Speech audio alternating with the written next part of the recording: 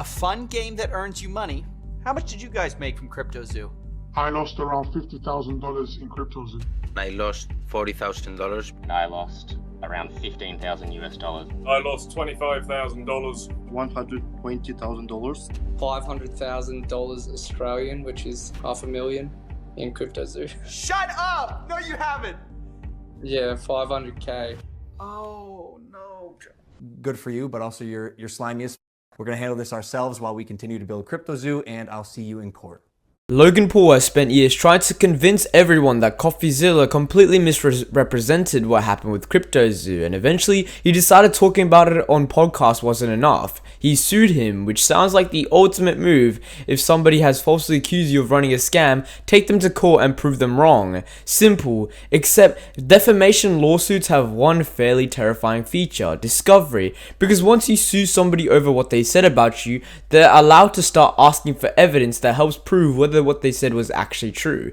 Texts, emails, documents, internal conversations, depositions, and in Logan's case, that process has now turned into an increasingly awkward fight over what Coffeezilla is allowed to obtain and what the public is eventually allowed to see. Also, shout out Legal Bytes for providing information. To understand why this lawsuit became such a problem, you have to go back to CryptoZoo. Logan promoted the project as this huge NFT game where players could buy eggs, hatch animals, and eventually use them inside a functioning ecosystem. People put real money into it. The game never became what buyers thought they were getting. Then Coffeezilla spent months investigating the project. He interviewed people who lost the money, he dug through people running it, and eventually released a series that turned CryptoZoo from another failed crypto project into one of the biggest scandals Logan has ever dealt with. And Logan initially threatened Coffeezilla with legal action, then backed away. Then in June 2024, how Logan is, he actually filed a defamation lawsuit anyways, and that decision is what brought all this internal evidence into court. The lawsuit specifically targets Coffeezilla's claims, describing CryptoZoo as a scam and Logan as responsible for it. So right now what they're fighting in court is over, did Coffeezilla defame Logan? But before they even reach that question, both sides are fighting over what evidence can be used and what gets hidden, and that matters massively for Logan because Coffeezilla doesn't need to prove that Logan is some cartoon supervillain secretly planning CryptoZoo from a volcano. He needs evidence supporting the reporting and showing what Logan knew, what the team knew, and what happened behind the scenes. So every discovery fight Logan loses potentially gives Coffeezilla more material, and every confidentiality fight Logan loses potentially gives everyone else more material too, which is where this starts becoming uncomfortable. In the Logan Paul v. Coffeezilla defamation case, the two parties are currently fighting over whether Logan Paul can mark his entire deposition as confidential. And in the last couple of videos that I did on this topic, I talked about how this is actually highly unusual to ask for an entire deposition to be marked confidential. And I talked about how Logan Paul's arguments for why it should be marked confidential are actually really weak. He wanted the whole thing sealed, and it wasn't a line here or a page there. He wanted the entire recording hidden, which really gets you thinking, what was in that deposition that he so desperately wanted to hide from the public?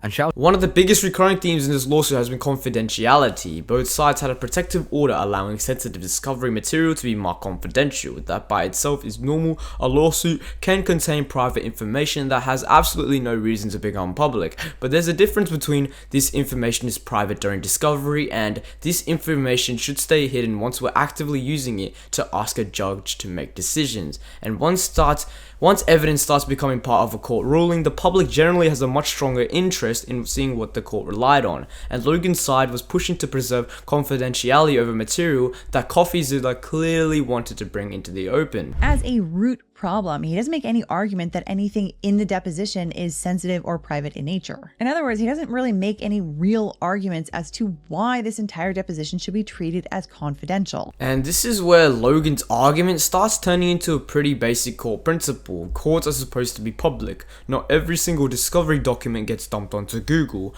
but if evidence becomes important enough that a judge is relying on it, there's usually a much higher bar for keeping it sealed.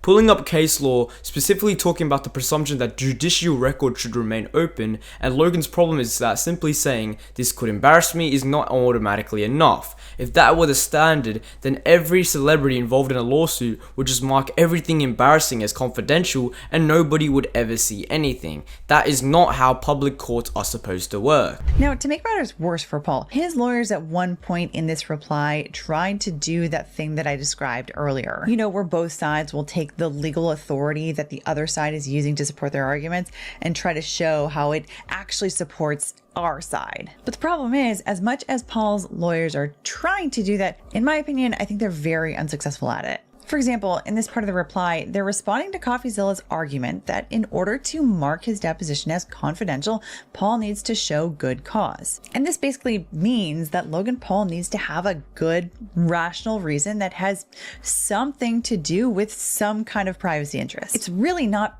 all that hard to do, but the problem for Logan Paul is that nowhere in any of these filings does he ever argue that he has good cause for making any part of his deposition confidential, let alone the whole thing. And then you get one of the craziest details in the whole video. A court opinion quoted in the video talks about a case where nearly 3/4 of the record was hidden from public view. The entire point of showing this precedent is that courts are becoming increasingly hostile toward parties treating confidentiality like a default setting. Public access matters because judges aren't making decisions in somebody's private office, they're exercising government power. So when evidence starts influencing those decisions, courts generally want an actual reason for secrecy, not just this makes my client look bad. And that becomes extremely relevant when the person asking for confidentiality is Logan Paul, and the evidence in question includes Logan Paul himself being questioned under oath. For context, this case, Hoali v. Exeter Financial Corporation, involved two parties who basically agreed behind closed doors to keep like 3/4 of the discovery in that case marked confidential, and then to seal it permanently just so that the public could never have access to it after the litigation was over. And by all appearances, they didn't do this because this information was actually sensitive in any way. It's just the parties wanted to keep information private amongst themselves. And so the Fifth Circuit said in response to this, the public deserves better. The presumption of openness is Law 101. The public's right of access to judicial records is a fundamental element of the rule of law. Openness is also Civics 101. The Constitution's first 3 words make clear that ultimate sovereignty is wielded not by the government, but by the governed. And because we, the people, are not meant to be bystanders, the default expectation is transparency. That what happens in the halls of government happens in public view. Americans cannot keep a watchful eye either in capitals or in courthouses if they are wearing blindfolds. Providing public access to judicial records is the duty and responsibility of the judicial branch. Why is this important? Because accessibility enhances legitimacy, the assurance that things are on the level. Article 3 courts are independent, and it is particularly because they are independent that the access presumption is so vital. It gives the federal judiciary a measure of accountability, in turn giving the public confidence in the administration of justice. Put simply, protecting the public's right of access is important to maintaining the integrity and legitimacy of an independent judicial branch. And hopefully, more access to judicial records means more trust in judicial officers and more respect for judicial orders. Judicial records belong to the American people. They are public, not private documents. Certainly, some cases involve sensitive information that, if disclosed, could endanger lives or threaten national security. But increasingly, courts are sealing documents in run-of-the-mill cases where parties simply prefer to keep things under wraps. And that brings us to Logan's deposition. A deposition is basically your chance to sit somebody down under oath before trial and question them about the case. And Coffeezilla's team got to question Logan. That alone should explain why Logan might not be thrilled about the footage or transcript becoming public, because this isn't an impulsive episode. There's no edit, no producer. No, actually, let me restart that answer. You answer the lawyers, and whatever you say can become evidence in the court of law. So Logan's side tried to preserve confidentiality over the deposition, but Coffeezilla opposed that. And according to the rulings, the judge did not simply give Logan the blanket protection he wanted. Legal Bites characterized the April rulings overall as mild but favorable to Coffeezilla. And if that's the case, that is a problem for them, because that would mean that they are twisting the judge's words to the judge. Let's take a closer look so you can know what I mean.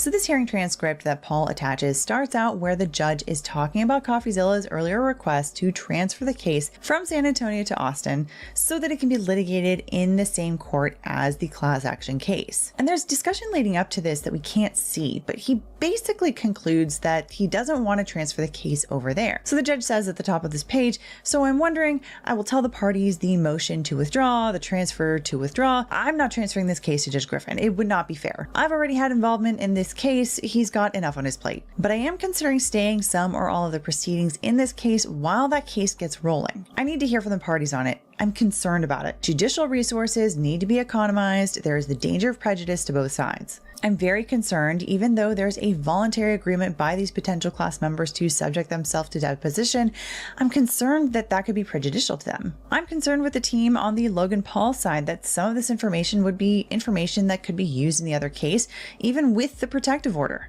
And the flip side, of course, anything that was disclosed by defendants in this case to Mr. Paul, how could he not use that in that case? I'm worried. I do not want to prejudice the parties. I need to hear from the parties as to how to address these issues. It's separate from the motions in front of us. I'd like to start with the plaintiff.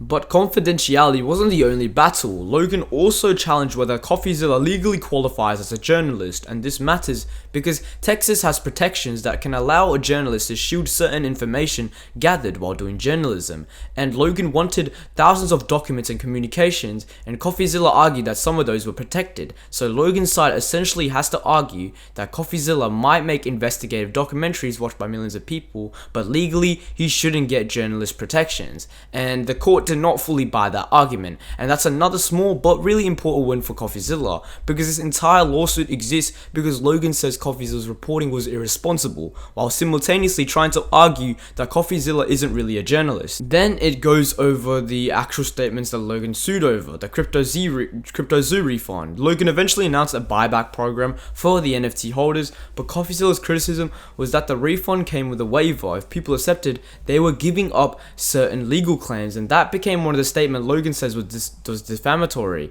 Coffeezilla framed that refund as Logan paying back only part of the damage while protecting himself legally. Logan's position is that Coffeezilla presented the entire situation unfairly, and now the court gets to look at the documents, the program, and the language itself instead of just watching two YouTubers arguing about it. Coffeezilla is not a criminal. I called him, I apologize. Step 2, we want to offer a rewards program for players who are disappointed in the status of the game. So essentially you're going to be able to burn your base egg or your base animal for the mint price, which was 0.1 ETH or the equivalent in BNB. I am personally committing 1,000 ETH to this, which is about $1.3 million.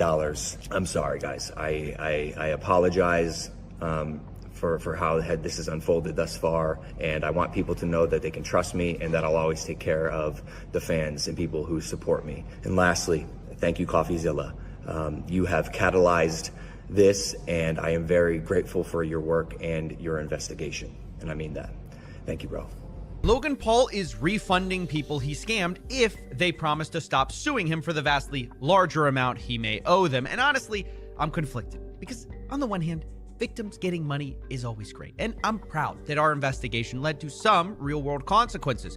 But I can't pretend that things are fixed or fine for people who entrusted me with their story when that's just not true. So here's the real, more complicated story in 3 parts: the refund offer, the Zoo tokens, the lawsuit, starting with the most important part. And if you get one thing from this story, this should be it.